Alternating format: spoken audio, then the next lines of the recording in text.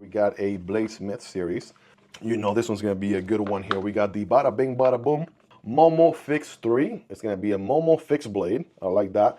And they put 3, kind of giving you a ballpark of the inches. So it's like a 3.2 inch blade. That's at least what I'm assuming they're doing there. It is a Vladimir Legachev design. We got Take Fu. Oh, now we're just getting wild here with these things. Take Fu, Kung Fu, VG10 Damascus, Acid Wash and Stone Wash, and a Kurudi wood and G10 handle. All right, now that I got all those big words out of the way and expanded my English dictionary, or should I say vocabulary a little bit, let's see what we got going on here. Ooh, baby, we got a sticker. We got the Momo Fix blade, which I said a while back, it should always be made into a fixed blade at some point or another.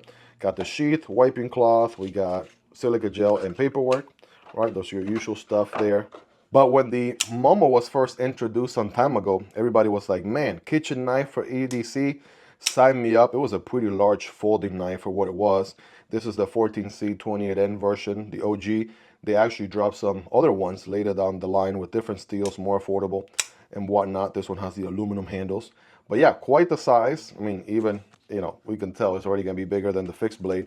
I think the fixed blade is going to be more like the mini. But yeah, this thing was a hit from the very beginning. Very capable knife for the price. Awesome size to it. But here we go. Let's take a look at the Momo Fix 3. The one thing that really stands out right away is that Damascus pattern. I mean, that looks pretty epic. Take a look. Pretty wild there. And then it's a little different here towards the edge. All right, very tastefully done. Looks very, very nice. And yeah, we can see some of the layers here on the spine and even back here throughout the blade. The Momo has a beautiful drop point blade with a very pokey tip, right? For any tip work or anything like that, it's going to do pretty good. We have a flat grind. We have plenty of belly for tabletop cutting. It is going to be an absolute excellent slicer, without a doubt. Then we have a little bit of jimping here towards the handle area, both in the tang of the blade and into the G10 portion. So here's the G10 portion. This is the Kurudi wood. Looking pretty interesting, I'll tell you what. TA hardware, right? About 3 of them on each side.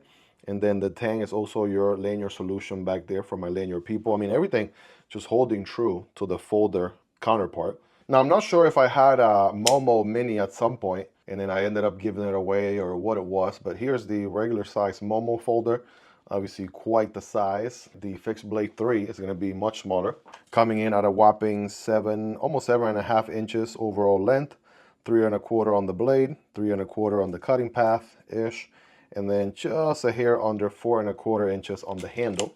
Just for giggles, this thing is going to be 9.5 inches. It's over 9,000, if you know what I mean. By the way, if you got that reference, you're a real G. But yeah, needless to say, ergos are going to be very, very good. Solid full 4-finger grip. It can even accommodate larger hands. Got handle here for days. Reverse grip. Yeah, that feels nice. Friday night gas station fighting grip. That also feels good. The Picot grip, I don't know, puts your palm a little bit closer to the blade there. I don't feel that as comfortable, but yeah, very capable fixed blade for sure. Pretty lightweight also. We get the sort of carbon fiber veneer sort of layer on the Kydex sheath, indicating a more premium knife. That's how Kizer does it. Good experience going in and out. No rattle of any kind. And again, if you wanted it tighter or looser, you could just adjust this Phillips screw right there. Same universal spring-loaded button clip here. Multiple different adjustments, holes. You could do this horizontal carry, vertical carry, diagonal carry. I'm kidding. Maybe not diagonal carry, but it's possible. Man, you can maybe pull it off. That's your homework, right? See if you can pull off a diagonal carry. But yeah, it's very convenient, very easy to use. Or, I mean, you could always mount your favorite aftermarket clip. You want to go OT clip, go for it. I mean, it is your fixed blade. Who am I to tell you what to do? You know what I'm saying? But yeah, pretty good experience. We got a drain hole right here on the non-show side. And the sort of carbon fiber veneer looking finish to it looks pretty good.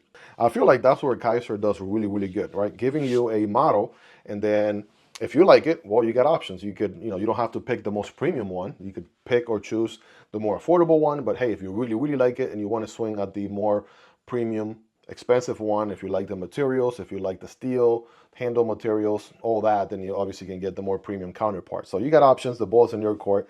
If you like it, obviously, it's best to have all those choices than to be limited to, say, a premium version without an affordable version or vice versa. So there you go. That is the Momo Fix 3.